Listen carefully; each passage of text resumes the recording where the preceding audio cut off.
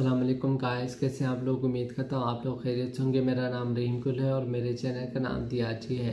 तो आज हम जिस ड्रामे का रिव्यू कर रहे हैं वो है केस नंबर 9। केस नंबर 9 बहुत मज़े का हो गया, इंटरेस्टिंग हो गया है।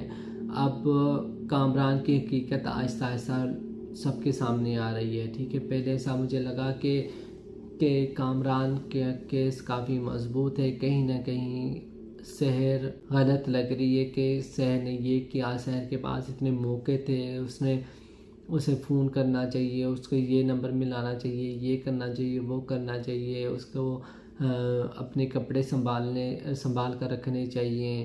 तो यानी कि बहुत सारी ऐसी चीज़ें लग रही थी कि शहर को करनी चाहिए थी, लेकिन शहर ने नहीं की। लेकिन जब अब बारी आई है कामरान की, तो उसके मुलाजिम ने डर की वजह से सब कुछ बोल दिया कि उस दिन हम छुट्टी पर थे। हालांकि पहले बोल रहा था कि छुट्टी पर नहीं थी, हम सब घर पर थे।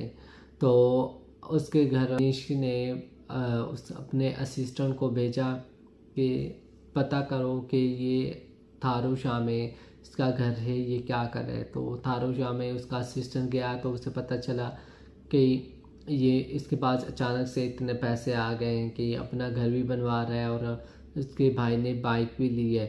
तो वो उसे बताता है कि ये तो इतना अमीर हो गया है। तो उसे समझ आ गया, तो उसने बातों बातों में उस पर प्रेशर डाला और उससे कहा कि तुम्हारे पास इतने पैसे कहाँ गए, हालांकि तुम्हारी तनख्वाह 20-25 हज़ार है। तो 20-25 हज़ार में तो तुम सिर्फ घर के गुजारा कर सकते थे, घर की ज़रूरियात को ही पूरा कर सकते थे मुश्किल से। तो इतने पैसे तुम्हारे पास कहाँ से आए कि तुम अपना घर बनवा रहे हो और तुम्हारे भाई ने बाइक भी ले ली है। तो वो प्रेशर में डर कर उसके मुंह से निकल जाता है कि उस दिन मैंने उनको छुट्टी नहीं दी थी, उनको साहब ने छुट्टी दी थी। तो बातों में अब बातें थोड़ा थोड़ा खुलना शुरू हो गई है। तो बीनेश ने कामरान को भी डराया, उसे कहा कि तुम क्या लोगों का आसरा क्यों कर रहे हो, ये मुलाजिम और रोहित हो सकते हैं कि ये तुम्हारे खिलाफ गवाही दे दें तो तुम फंस जाओगे, इससे अच्छा है कि तुम खुद मेरे सवालों का जवाब दो। तो फिर वो भी कहता है कि भी मैं ये कर दूंगा, मैं वो कर दूंगा। बार बार उसके माइंड में आता है कि बिनेश ने मेरे तैयारी नहीं की होगी, तो मैं अचानक से जब कहूँगा कि मैं क्या ठहरे मैं उनके सवालों का जवाब दूंगा, तो बिनेश बेचारी ने तैयारी भी नहीं की हुई होगी, तो वो फंस जाएगी।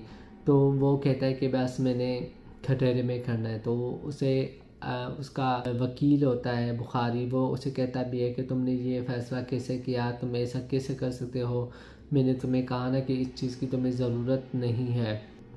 तो फिर वो क्या करता है कि वो खटेरे में खड़ा हो जाता है, तो बीनेश के सवालों के जवाब देता है और बीनेश जी से उससे सवाल करती है और उसे चीज़ें कहती है कि फ़लाने जो जज है उसने ये फ़ैसला दिया, उसने ये किया, यानी कि बहुत सारी पुरानी चीज़ें लेकर आती है और कहती है।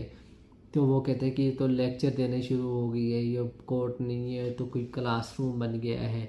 तो ये ड्रामा बहुत मज़े का है, बहुत इंटरेस्टिंग हो गया है। लेकिन किरण को अब पता चल गया है कि कामरान गलत है, कामरान ने गलत किया है। तो वो रोहित से भी लड़ती है और रोहित से कहती है कि तुमने मेरे साथ झूठ क्यों बोला, अगर कामरान झूठ बोल रहा था तो तुम्हें मुझे सच बताना चाहिए। वो कहते हैं तुम्हें अपने शौहर को पता होना चाहिए और तुम्हें अच्छी तरह से पता है, लेकिन तुम उसके झूठ पर एतबार करना चाहती है और तुम्हें एतबार करने के लिए मेरा आसरा लिया। तुम्हें अगर पहले दिन से शक था तो तुम्हें यानी कि उसके ख़िलाफ़ जाना चाहिए। तो फिर वो नाराज़ होकर अपने बाप के घर चली जाती है। तो कामरान उसे कहता है कि तो ये सब झूठ है, ये है वो है, ड्रामा है, तो तुम प्लीज़ मेरी बात मानो, शहर का झूठ बहुत जल्द बेनकाब हो जाएगा, ये हो जाएगा वो हो जाएगा। ऊपर से मनीषा ने अब रोहित ने फ़ैसला कर लिया कि कब तक हमने खामोश रहना है, कब तक हमने एक किसी और के केस के लिए हम एक दूसरे से लड़ें।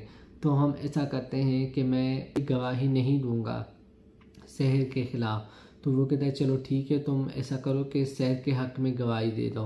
तो वो कहते हैं नहीं, मैं अपने दोस्त का साथ नहीं दूंगा, मैं अपने दोस्त का साथ नहीं दूंगा, लेकिन ये भी नहीं करूँगा कि शहर का साथ दूंगा।